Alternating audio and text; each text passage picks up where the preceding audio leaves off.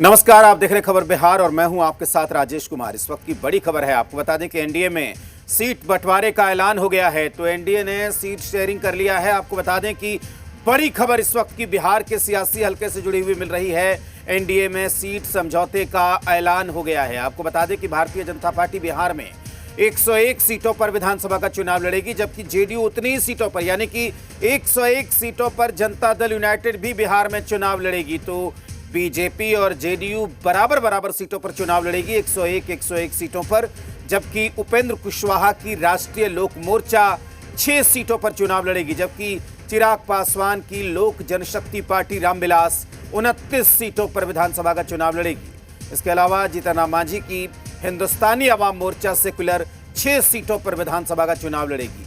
तो आपको बता दें कि लंबी चली मैराथन बैठकों के दौर के बाद आखिरकार बिहार एनडीए में सीट समझौते का ऐलान हो गया है। सीट बंटवारे पर एनडीए में मुहर लग गई है। इस वक्त की बड़ी खबर। अपने लोग उपस्थित हैं।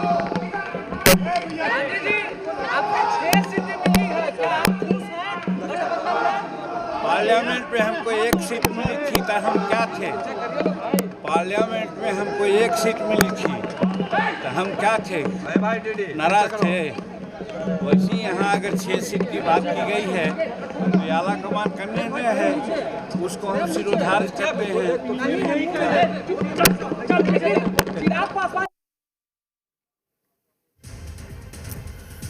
तो जीतन राम मांझी का बयान सामने आया है। उन्होंने कहा कि वो खुश हैं और एक सीट लोकसभा में मिली थी तब भी वो खुश थे। लेकिन इस वक्त की बड़ी खबर, बिहार एनडीए ने सीट समझौते का ऐलान कर दिया है। हमारे रेसिडेंट एडिटर स्वप्निल सोनल इस वक्त हमारे साथ जुड़े हुए हैं, उनसे हम बात करते हैं। स्वप्निल जी, कह सकते हैं कि बिहार एनडीए ने बाजी मार ली है सीट समझौते में? बिल्कुल राजेश जी, देखिए ऐसा है कि एनडीए ने एक तरह से सीट बंटवारे में अपर हैंड जो ले लिया है, क्योंकि अपर हैंड और अपर एज इसलिए कह सकता हूं कि एक तरफ जहां ट्विटर पे तमाम लोग सोशल साइट्स पे ट्वीट कर रहे हैं, सीटों का आंकड़ा हम लोग दिखा रहे हैं, मीडिया में डिस्कशन हो रहा है, पब्लिक डोमेन में तमाम चीजें प्ले करती गई है, और वहीं दूसरी तरफ जो महागठबंधन है जिसको INDIA ब्लॉक कहते हैं हम लोग, उसके अंदर जो मेजर एक पार्ट है मुकेश सहनी, वो दिल्ली जाते हैं एयरपोर्ट पे अभी से तकरीबन 40 मिनट पहले, और कहते जाते हैं कि इंडिया ब्लॉक में सब कुछ ठीक नहीं है, इंडिया ब्लॉक जो है थोड़ा बीमार चल रहा है, उसका बेहतर इलाज दिल्ली में होगा, इसलिए मैं दिल्ली जा रहा हूँ। उनका बयान ये आता है, और दूसरी तरफ एनडीए जो है सीटों का बंटवारा कर लेता है, और जीतन राम मांझी जिन पर सबकी निगाहें थी कि उपेंद्र कुशवाहा को 6 और जीतन राम मांझी को 6, तो इसका कैलकुलेशन एक ये भी है, पॉलिटिकल कैलकुलेशन ये भी है कि ये माना जाता है कि अगर आपको एक लोकसभा की सीट मिली है तो 6 विधानसभा की सीटें मिलेंगी। उसी कैलकुलेशन के आधार पर चीजें मिलती हैं। तो आप देखिए कि अगर चिराग के पास जितनी सीटें हैं उसमें आप 6 से मल्टीप्लाई करेंगे तो फिगर कमोबेश वही बैठेगा 29-30 के आसपास का। तो आप देखिए उसी तरह से उपेंद्र भी एक सीट पे चुनाव लड़े थे तो उनको 6 विधानसभा की सीटें हैं। जीतन राम मांझी भी एक पे लड़े थे, 6 विधानसभा की सीटें हैं।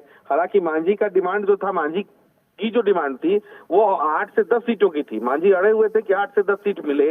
लास्ट मोमेंट तक मांझी का नेगोशिएशन 8 सीट को लेके हुआ है, लेकिन मैं एकदम कंफर्म और रिलायबल सोर्स से ये कह रहा हूं कि 8 सीट के लिए मांझी को 2 बार फोन भी गया है, और 2 बार फोन जाने के बाद मांझी का एक बयान आया है, जिस बयान में उन्होंने कहा कि मुझे 13-14 से कम सीटें दी जाएंगी तो मेरे पार्टी का अस्तित्व नहीं बचेगा, तो चुनाव लड़ने से कोई फायदा नहीं है। उनके बयान के बाद ये 8 सीट का जो उनको ऑफर दिया गया था वो घट के 7 हो गई थी, और आज जब लिस्ट निकला है तो ये 6 हो गई। और मांझी इसके बाद कह रहे हैं कि हम संतुष्ट हैं, और मांझी ने ये भी कहा कि मैं प्रधानमंत्री में पूरी तरह से आस्था रखता हूं। तो ये बिल्कुल इस तरह से मान के चलिए कि मांझी ने कहीं ना कहीं कॉम्प्रोमाइज कर लिया है चीजों से। लेकिन वहीं दूसरी तरफ एक अंदर की बात और आपको बता देता हूं। अंदर की बात ये, जैसे हम लोग, राजेश जी आपको याद होगा कल जब शाम में हम लोग चैट कर रहे थे तो हम लोग कह रहे थे कि आज शाम, देर शाम और सुबह तक लिस्ट आ जाएगी, आ गई। अब आपको मैं बताता हूं कि ये जो है अभी एक सीट ऐसी है जिस सीट को लेकर के चिराग पासवान का भी दावा है। अभी इन लोगों ने नंबर ऑफ सीट्स क्लियर किए हैं, नंबर ऑफ विधानसभा क्लियर किया है, न कि पर्टिकुलर सीट वाइज अनाउंस किया है कैंडिडेट। तो एक सीट ऐसी है जिसका मैं फिलहाल जिक्र नहीं करूंगा, लेकिन एक सीट ऐसी है जिस सीट पर चिराग पासवान की भी दावेदारी है और जीतन राम मांझी भी उस सीट को छोड़ने को तैयार नहीं। बाकायदा संतोष सुमन भी एकदम झंडा बुलंद किए हुए हैं। तो स्थिति ये है कि मांझी दिल्ली से पटना के लिए निकल चुके हैं, अभी 10 मिनट के अंदर 5 मिनट के अंदर लैंड भी कर जाएंगे या संभवतः कर चुके होंगे। वो भी हमारे रिपोर्टर्स जगह जगह है, वो तस्वीर पहुंच जाएंगे।